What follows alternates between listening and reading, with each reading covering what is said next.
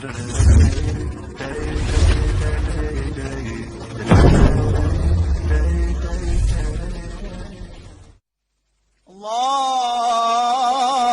Akbar.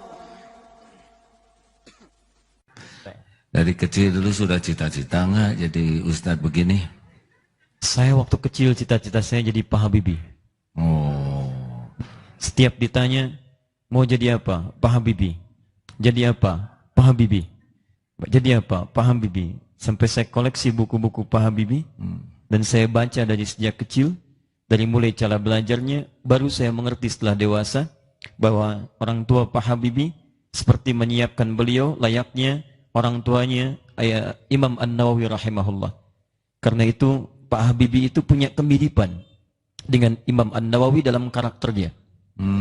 Imam An-Nawawi itu susah diajak main. Kalau dibawa main mesti dipaksa. Saat dipaksa pun bawa buku. Saat yang lain main sudah nggak ada ketahuan orang ngawasi, tinggalkan mainnya, balik lagi baca buku lagi. Pak Habibie mirip-mirip. Sedang di kamar diminta main, susah. Dibawa keluar depan, balik lagi, masuk lewat jendela belakang. Baca lagi gitu. Kurang lebih demikian. Masya Allah. Jadi tunggu dulu. Jadi cita-citanya seperti Pak Habibie. Hanya Pak Habibie pesawatnya dari airport ke airport. Mudah-mudahan pesawat beliau dari airport ke sorga ya. Amin. Pinternya juga nggak jauh. Alhamdulillah sama nih. Mesti Allah nitipkan kepinteran. Gak susah ya. Saya berusaha tuh menghafalkan ayat ini. Yang ini ingat, yang kemarin lupa. Tapi itu ada rumus. Rumusnya di hadis riwayat At-Tirmidzi. Oh tuh, coba. Udah keluar lagi. Ya. At-Tirmidzi nomor hadis 2910 dan 2920. Ah, benar. Silakan. Tirmidzi itu nama aslinya Muhammad sebetulnya. Oh. Ya. Muhammad cuman tumbuh dan berkembang di Tirmidz sehingga dikenal dengan At-Tirmidzi. Oh, Masya Allah. Jadi ada rumus begini kalau di Arab, kalau ada non-Arab datang ke Arab, itu umumnya memperkenalkan dengan nama daerah. Supaya orang Arab di sana tahu bahwa dia berasal bukan dari Arab. Kalau dia Muslim ingin menyampaikan Islam sudah sampai ke tempat saya, ini buktinya saya masuk Islam. Rumusnya tambah al di depannya, ujungnya ganti dengan i.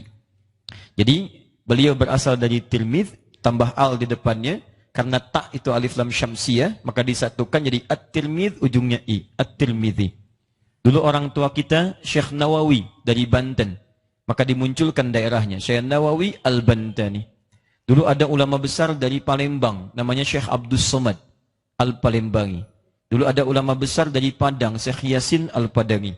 Dulu ada ulama besar Syekh Ahmad Khatib dari Minangkabau, lahir tahun 1880. Ini gurunya Kiai Haji Ahmad Dahlan, lahir tahun 1886.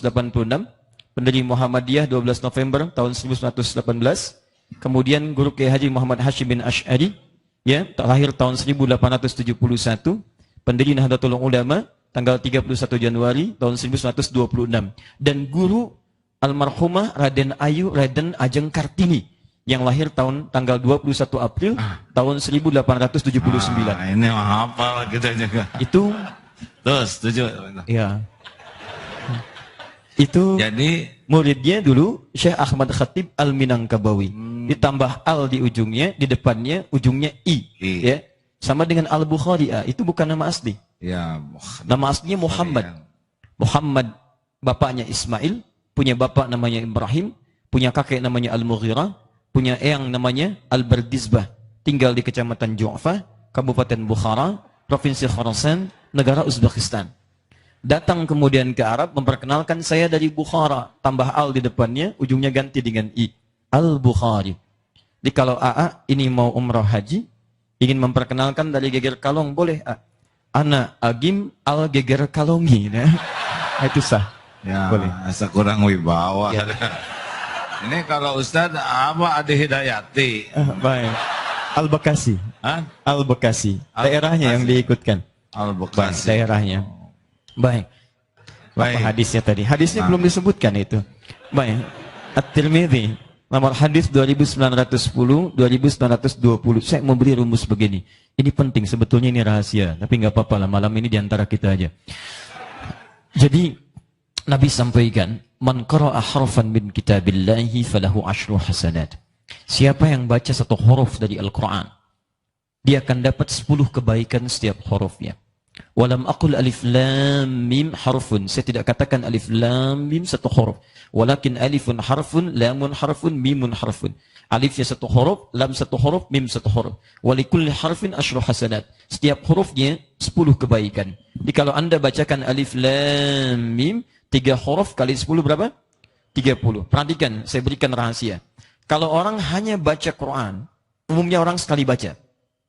Alif lam mim Dzalikal kitabu la raiba fi hudan lil muttaqin. Selesai.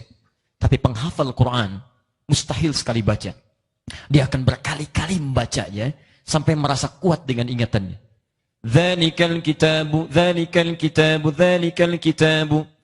Dzalikal kitabu la raiba fi, la raiba fi dzalikal kitab. لا ريب فيه هدى للمتقين ذلك الكتاب لا ريب فيه هدى للمتقين ذلك الكتاب لا ريب فيه هدى للمتقين. Berapa huruf, Pak? Wah, itu mah harus yang pinter ngitungnya. Kalau saya banyak, Masya Allah. Nah, kadang-kadang ada orang yang diinginkan oleh Allah bukan segera cepat hafal, tapi supaya banyak mendapatkan pahalanya.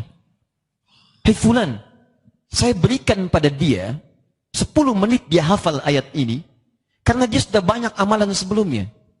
Dia sudah banyak sholat tahajud, dia banyak puasa, dia banyak sedekah. Kamu belum cukup. Kemarin kamu banyak dosa yang harus ditutup dulu. Kamu jangan lupa, di depan itu ada ajal yang segera menanti. Saya ingin berikan pahala lebih daripada si fulan. Allah berikan lebih pahalanya. Kadang-kadang ada yang diinginkan oleh Allah bukan cepat mendapatkan hafalan, tapi cepat mendapatkan kumpulan pahala untuk menutup dosa-dosa yang pernah dikerjakan sebelumnya. Saat itu diselesaikan kemudian, maka Allah akan bukakan segala kemudahannya. Dan hebatnya, orang yang mengalami kesulitan 2 kali lipat dari penghafal biasa, maka pahalanya diberikan double dari yang sebelumnya. At-Tirmidzi nomor hadis 2920. Walladzi yatata'ta wa huwa syaqqun 'alaihi falahu ajran. Maka orang yang terbata-bata membacanya, mengeja hurufnya, maka dia mendapatkan pahala 2 kali lipat dari yang lancar. Alif lam mim. Yang ini alif lam mim. Yang pertama 30, yang kedua kali 2 lagi. 60 dia dapatkan sebagai apresiasi dari kesungguhannya. Kalau Allah sudah memberikan Anda berlipat pahala, belum juga Anda mau membacanya, maka dengan cara apa lagi Allah harus mengampuni dosa-dosa kita. Kadang-kadang setiap peristiwa tidak harus dibaca dengan akal, tapi ada bagian iman kita yang meneduhkan keadaan jiwa kita. Sekira itu, apalagi Ramadan. Ramadan itu pahalanya beda. Lebih dahsyat lagi ya. Lebih besar. Ada di Kitabus Siyam Al-Bukhari nomor hadis yang pertama, posisi paling kiri sebelah atas. Itu langsung. Betul. Yatruku ta'amahu wasyarabahu wasyahwatahu min ajli. As-siyamu li wa ana ajzi bihi wal hasanatu bi asyri amthaliha. Orang yang puasa meninggalkan makannya, minumnya, syahwatnya untukku, dia puasa karenaku, maka aku yang berikan ukuran pahalanya. Yang standar nggak berlaku lagi. Standar itu kalau Anda kerjakan kebaikan, standarnya 10. Misal, Anda sholat, setiap selesai sholat dapat 10 pahala. Sholat disebut dengan hasanah. Quran surah 11 ayat 114. Aqimis salata tarafain nahar wa zulafan minal lail. Innal hasanati yudhibnas sayyiat. Sholat disebut dengan hasanah. Rumus Quran surah ke-6 ayat 160. Man jaa bil hasanati falahu asyru amthaliha. Siapa yang mengerjakan 1 hasanah mendapatkan 10 kali lipat darinya. Ramadan tidak. Perhatikan, wa ana ajzi bihi. Saya yang langsung memberikan ukuran pahalanya paling minimal wal hasanatu bi asyri amthaliha, 10 kali lipat hari biasa. Jadi kalau Anda baca Quran nanti insyaallah di bulan Ramadan, itu 1 hurufnya bukan 10 lagi, paling minimal 100 setiap hurufnya. Dirugi kalau ada orang tidak membaca Quran di bulan Ramadan. Jadi kalau Anda punya dosa misalnya 99, minimal bacalah 1 huruf. Nun, lumayan. Masih untung 1. Apa lagi kira-kira? Jadi saya mengerti kenapa saya nggak hafal-hafal. Berarti dosa saya sangat banyak. Ada juga yang belum tentu dosanya banyak, Kak. Ada. Kenal Umar bin Khattab? Oh, kenal sih tidak. Hanya belajar mengenal beliau, ya. Oh, iya. Berarti sudah sering mempelajari ini.